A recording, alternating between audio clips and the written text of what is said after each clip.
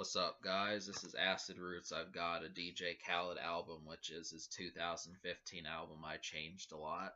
Now, obviously, I know that this has been, a couple years old at this point, just like when I reviewed Fetty Wap. But the main thing was, with all the buzz around these folks and everything, I almost felt like, well, why not go back and reiterate further? If things are kind of going quicker than you want them to, it's good to reflect on an album like this and be able to say as to whether or not it's worth it. So, with all the hype around Migos, Future, and the eardrummers, however you say their name, and a couple other cats like Kevin Gates and some of these folks, a lot of stuff that's basically circa 2015, maybe late 2014 to now, it's changed from some of the folks that were popular before. Really, we've got people like Big Sean who are becoming veterans, Drake, who's one of the most commercial heavyweights, Future, which is, starting to be labeled like the Tupac of this generation, and some of these folks, it's just been the taste of it in 2015 was different because it was still too early to really say that these guys are phenomenal. But now that 2 years have passed, I can kind of say, in my opinion, this seems like DJ Khaled's best album. The fact that it did have 4 singles off of it and all of them charted. This is the first time this has really happened for him. Usually he struggles to get 3 or even 2 in some cases, but there isn't really an anchored hit this time around. But if you are content with just the rap charts, you're going to find 4 pretty hot songs. So, as far as what I've thought about DJ Khaled, most of the time I've been hooked by like the single, but I never really purchased his albums just because it didn't have the whole classic album appeal. And as I continue to analyze it down the road, I realize, well, who am I turning to DJ Khaled albums for? Is it French Montana, Rick Ross, Chris Brown, Future, Ace Hood, some of these people that pop up and have popped up. The problem with it has been is all of these folks have been on most of the albums of the past 7 or 8 years, but really it's just a question of the subpar production. Most of these just feel like C grade or B minus grade songs that work for club. So most of the time it's just forgettable club music or forgettable car music. But the edge has been perked up quite a bit. They turned it up a few notches, and now it actually feels safe to warrant saying, hey, I'm listening to DJ Khaled. And I mean, obviously he didn't have this problem before, but it just felt, he's gotten better as time progressed. So obviously the singles, Gold Slugs, there's a lot of R&B songs that were chosen for singles this time around. Chris Brown has a lot to do with the singles. Gold Slugs, How Many Times, and Hold You Down. Chris Brown is on all 3 of these songs. I'd say probably Gold Slugs has the best beat. And the hook, in terms of the hook being the best, it's not as addictive, but it's serviceable. So that's the thing. You can actually hear these things in outgoing places. How Many Times was actually my favorite, but Gold Slugs has the best beat. You get Lil Wayne and Big Sean on How Many Times.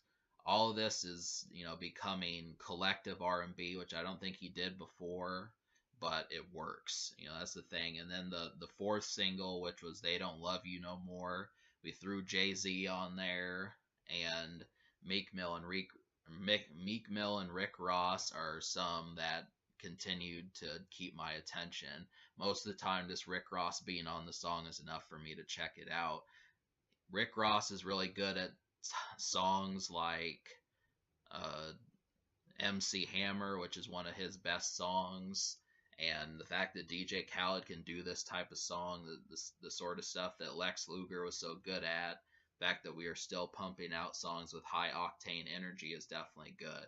Too much R&B, it just doesn't work when that's all you're doing. I mean, if every single song on here had Chris Brown, Trey Songz, Jeremiah, or Future on it, it probably would get old. So I'm glad that they didn't do that.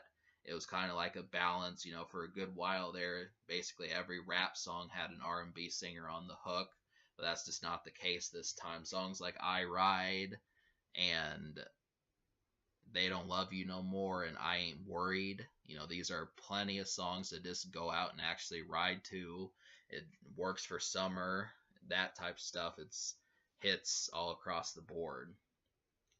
So yeah, I definitely feel like this is DJ Khaled's. Hang on.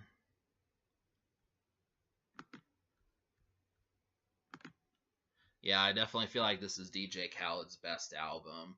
At least it's better than Suffering from Success, which I own. It's probably better than Kiss the Ring. It's definitely better than We the Best. And you know, this the stars on this project are actually more comfortable, and it feels as if they can hit the nail on the head, which it didn't feel as much in the George Bush years 8 years ago or so. That was kind of the thing.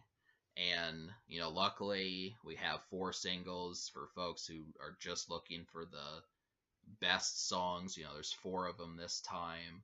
So obviously there's not too much to complain about. So the social score is going to probably wind up getting like a 9. And then I'll give the album, because out of 13, really there's 12 songs, because John Legend's on the 13th song, but it's just like a minute and 40 seconds, so it doesn't even feel like a song.